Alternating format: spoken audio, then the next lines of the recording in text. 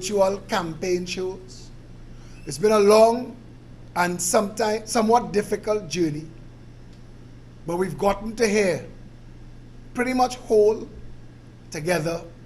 We've survived a long and grueling campaign. It's been difficult, it's been tough. We've had to hold to our own set standards of integrity to be the example that politics does not have to be disgusting, it does not have to be corrupt, it does not have to be bacchanal and old noise, it certainly doesn't have to be gangster for it to be functional, sensible.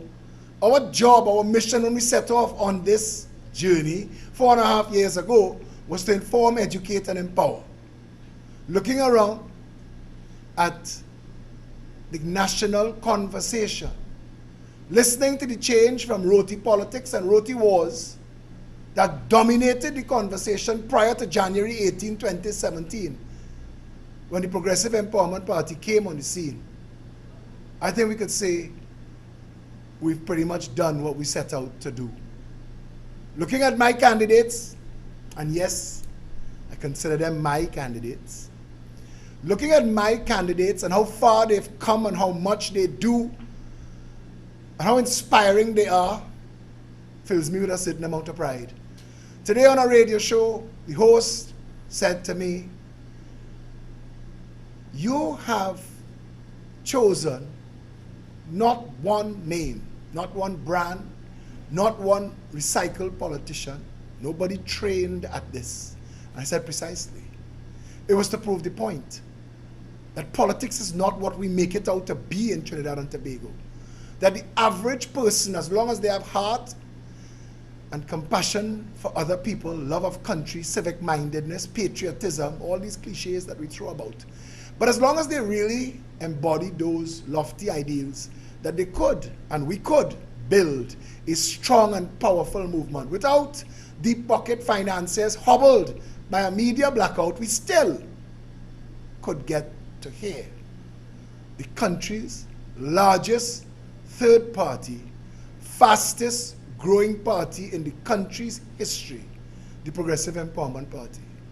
Later on tonight, you will meet all of our candidates who are ready for the 2020 general election, seeking your vote. Now, I'll tell you why you should give it to them. At the start of the campaign, someone said to me, the way the PNM and the UNC are campaigning, you would swear they've not been in government for the last 30 years.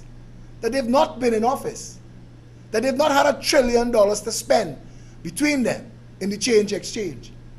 And it got me to wondering, if they both failed to deliver anything substantial to the development of Trinidad and Tobago, short of some buildings and unnecessary, over-budgeted, corrupted, overpriced projects that we do not need. If they've not made an impact, a serious impact on the lives of all of our people, then what was it for? And more importantly, on August 10th, if they both failed, and you know they failed, because your only argument in defense of one is to compare the failure of the other, then what are you voting for? I want to give you 2 examples of failure in government. Keith Rowley announced that his PNM party, if chosen to form another government, would give citizens of this country $250,000 starter homes at 0 deposit, 0 interest. Sounds familiar? If it does, it's because you've been paying attention to the Progressive Empowerment Party. And we launched with a sneak peek into our manifesto called 21 Policies at a Glance. And it's available to you right now on 21policies.com. And the #1 item on our 21 policies was home ownership for all. But the more astute among you who've been following my personal career as a social and political activist would remember all the way back to 2011 when the United National Congress was in power, and I appeared on an episode of Hema Ramkissoon's morning show, and I said to her, if the government, and it was a Monday morning, and I remember that because that night there was one of the UNC's Monday night stunts, and I remember saying to her that if the government wanted to change the lives of people in this country, the government would offer zero deposit, zero interest loans for starter homes that would generate development of the family in this country and would end crime and propel our people forward on a totally growth trajectory. And that night, Kamla Prasad Bisesa, in her Monday night forum, said that that was always the UNC's plan. And Colm Imbert said in response the next day that the PNM was always going to do that. How many years ago? And when Keith Rowley decided to copy it from the Progressive Empowerment Party, if he was serious about offering zero deposit, zero interest, starter homes to people, we announced it in 2017. Why didn't he do it then? Why did he do it in 2018? If he was serious, why didn't he do it in 2019? Or even this year, 2020? Why didn't he do it? Why must it be a promise? There's an old saying, a promise is a comfort to a fool.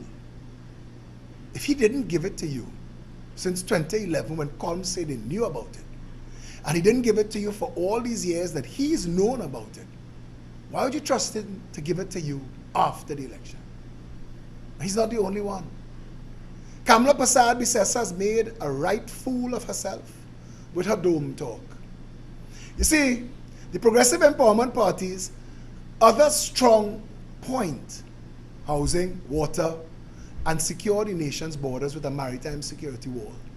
Now, Kamla couldn't say maritime security wall because then people would know outright she's plagiarizing the Progressive Empowerment Party. So she had to find another way to say maritime security wall, and she came up with dome.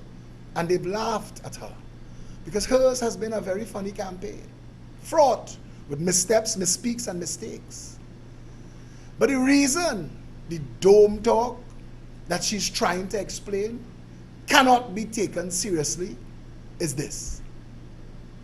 I learned of the maritime security wall from the desk of the Ministry of National Security when Gary Griffith was her Minister of National Security and was trying to implement the maritime security wall that she and the rest of the string pullers in and behind her party would have nothing of.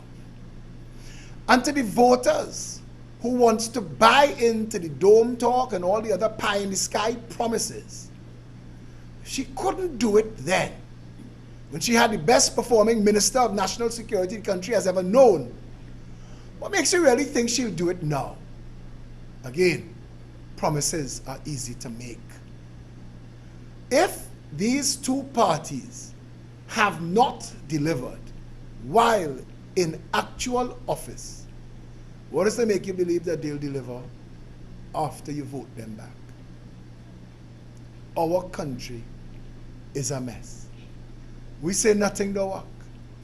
And we say it seriously to wake you up.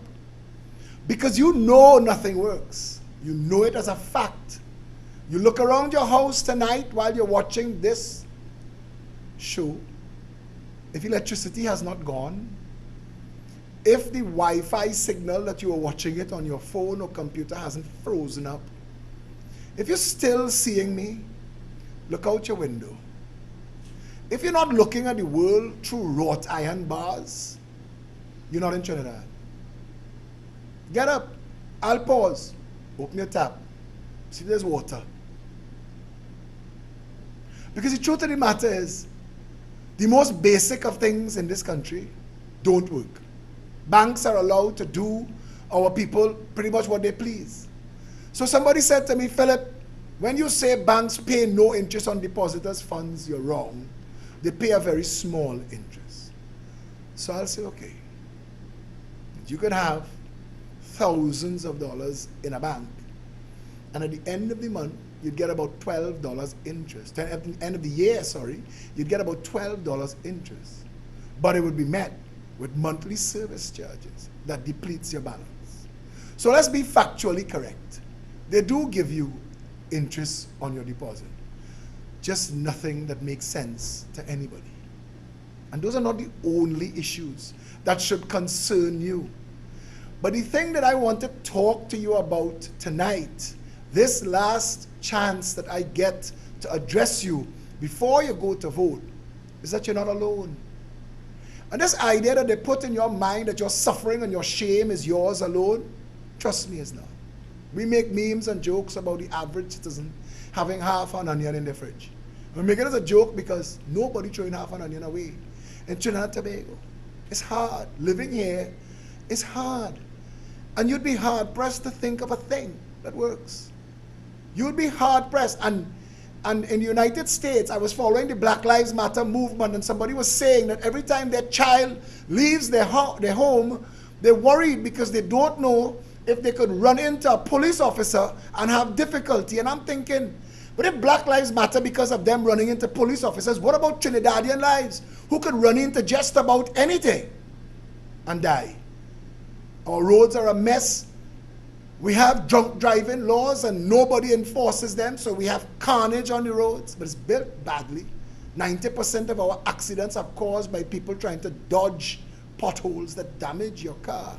You can't afford to damage your car anymore because Coleman Farris want to charge you demerit points for the damage. So they want your car roadworthy, but the roads don't have to be car worthy, and we make those jokes and we say those things. But it's our reality. And when your child steps out of the house at night, any bandit could take its life. And the police response, while laudable under Gary Griffith, is still woefully, woefully below world standards. And if your child gets injured and calls for an ambulance, what happens if he or she has drawn the unlucky night when of the 75 ambulances that should be on the road, only 22 are on shift? What happens then? We've had situations where an ambulance has had to drive the four corners of Trinidad and Tobago, and that accident crashed, putting the operators of the bus, of the vehicle, in the hospital themselves from overwork and tiredness. And again, nothing works.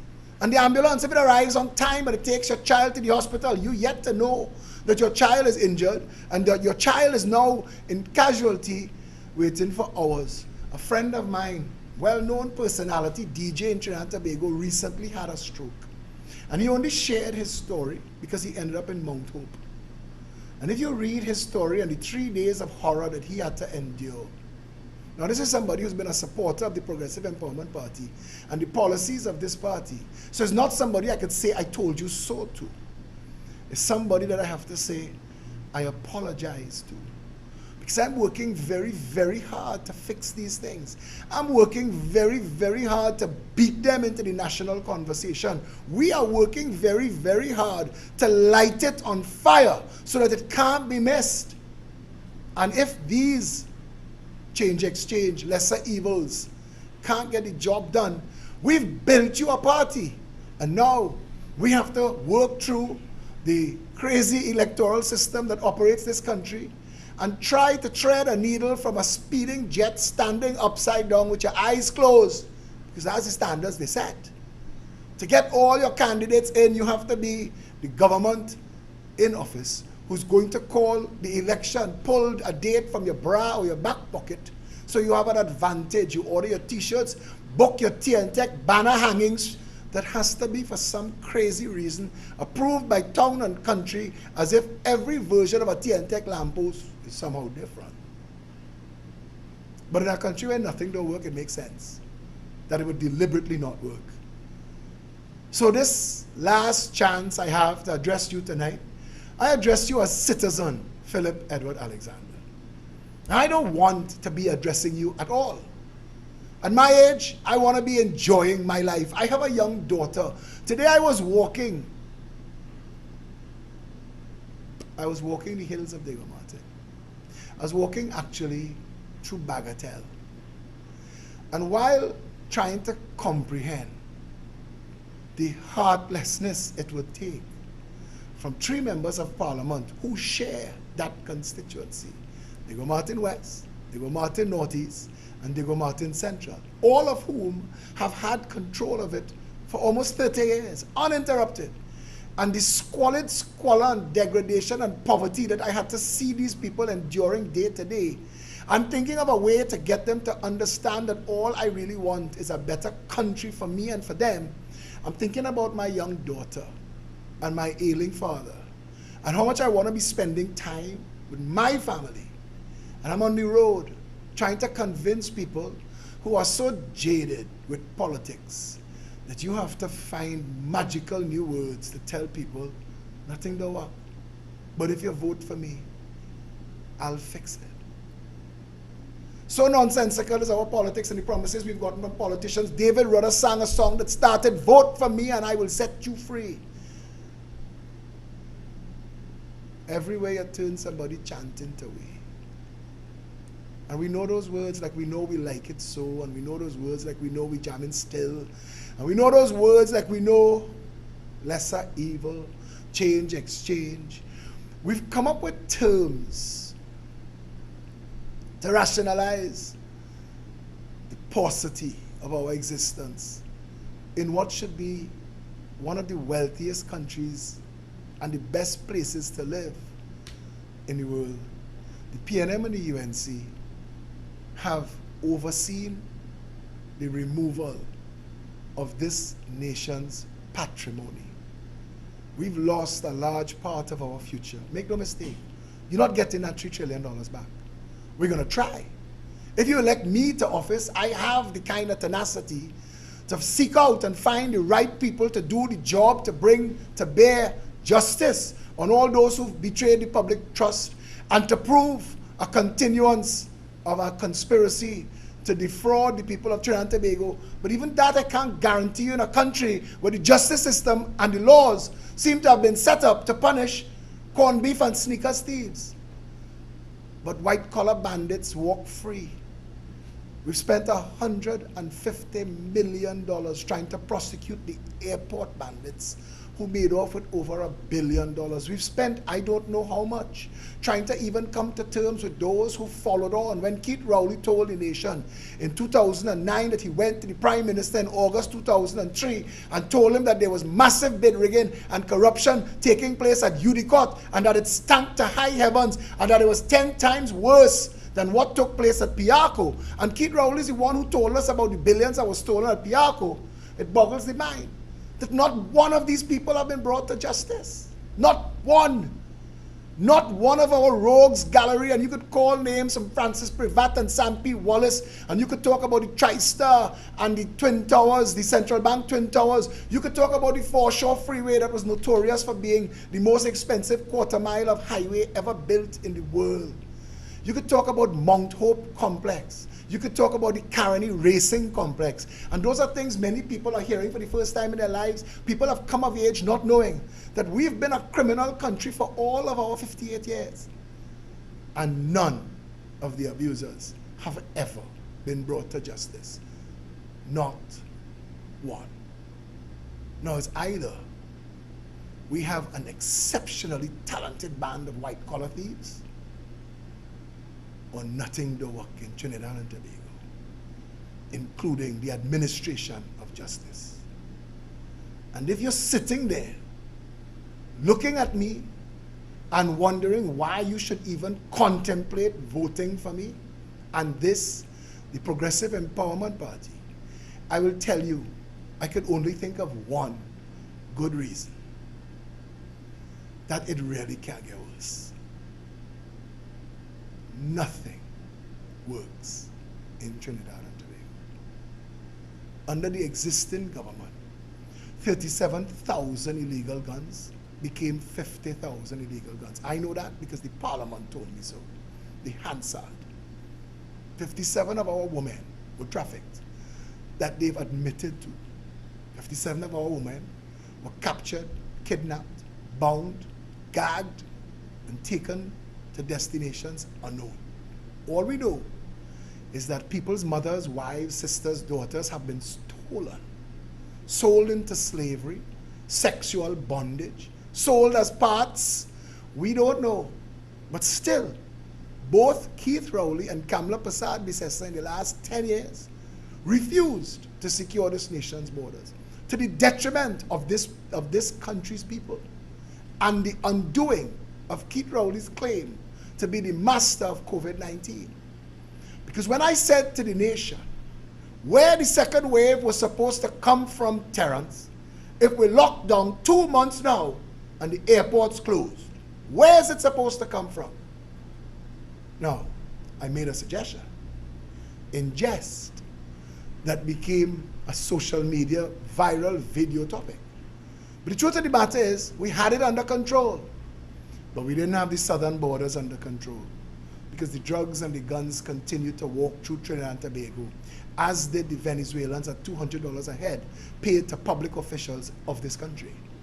And we have all of that information, and still nothing is being done. Our Ministry of National Security has become a parody and a joke. And now COVID-19, that was ravishing South America, is back in Trinidad and Tobago, mushrooming in community spread that is going to end in loss of life.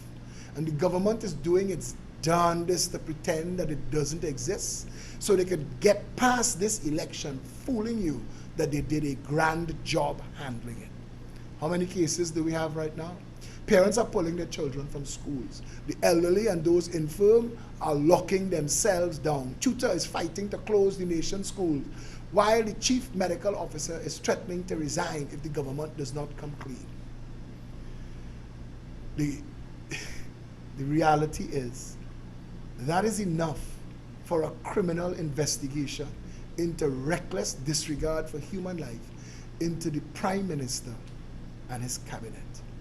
The Chamber of Industry and Commerce has said that our two political parties, the PNM and the UNC, do not care about the people, do not care about business in this country, are only interested in feathering their own nests and that of their financiers. Now, if you start hearing it from places as lofty as the Chamber of Industry and Commerce, why aren't you taking it seriously? Days before this election was announced, Trinidad and Tobago was descending into chaos. We had riots in the street and threats of burning Port of Spain down. What do you think is going to happen after the election is concluded? If you choose one of these bandit parties and put them back into government, you think that the people are going to be subdued while the country falls apart around them? It's easy to blame those in the hotspots and the dispossessed communities who have been suffering through the squalor and the poverty of life in one of the wealthiest nations of the world. I want to invite you, before you vote, please, drive into Bagatelle, drive into Cocorite, look for a place called Harding Place, drive into Waterhole, look for Never Dirty, go up Belmont and Gonzales, come down Carnage and go Hague Street, Abbey Pujat, Big Yard, Scorpion. Go up into Diego Martin West, where Keith Rowley has been the Member of Parliament for 31 years. And check out Factory Road, Rich Plain, Covey, La Puerta, Saganga. Keith Rowley rode a truck into Saganga and told them he was going to liberate them. And I asked them, from who? Who is the oppressor? You. You've been their Member of Parliament for 31 years. And before I made their name of their little community famous on my nightly videos by calling Saganga in the list of communities the PNM and the UNC have left behind, when were you ever going to liberate them, Keith Rowley? We've had too many lies. We've had too many promises that never materialized. We've had too much stunts, too much games, too much policy on the hoof and government by VAPs. We've had too much copy and paste, too much plagiarizing, too much incompetence, too much theft. It is time, Trinidad and Tobago, for us as a people to take our responsibility to this democracy far more seriously, and that is what is at stake in this election. Now, I want to tell you, there are people in this country with a far better convent girl accent than I have, who could speak to you in the most calmest of tones, but who won't come to you and tell you the truths that you need someone to say. Like people, like the guy who called me on the phone to tell me, I take care of the Prime Minister's family, sir. I am a PNM till I dead, but you've converted me. Because the truth you've spoken, I thought I was mad at the only person who thought them were me. And now people are speaking one to the other and saying, this man making sense. This party is making sense. If the PNM and the UNC could exchange MPs and candidates, like if it doesn't matter, then it doesn't matter. If there is no difference to the PNM and the UNC to Winston Gypsy Peters and Peter Taylor, then why is there a difference to you? And if neither of those parties has ever delivered anything of substantive value to the development of this country, why would you choose to support them? And if you're whining and jumping behind their trucks and waving their flags and thinking that in the future it will get better, on what are you basing that? To tell me that the UNC gave you more bulbs than the PNM? We've been robbed, looted and plundered and taken advantage of. The slaves have been given crumbs and told to celebrate the crumbs. It is time for us to liberate Trinidad and Tobago. It is time for us to emancipate ourselves from political slavery. It is time for us to stand tall as one people under one flag and demand better from all institutions of our state, including the parliament, the cabinet, and the government. The Progressive Empowerment Party gives you that opportunity in a unique electoral season 2020. August 10th, you have the power in one finger to rescue this country. And tonight, I call on you and ask you to save TNT, and on August 10th, to go out and vote PEP. Thank you. Save TNT.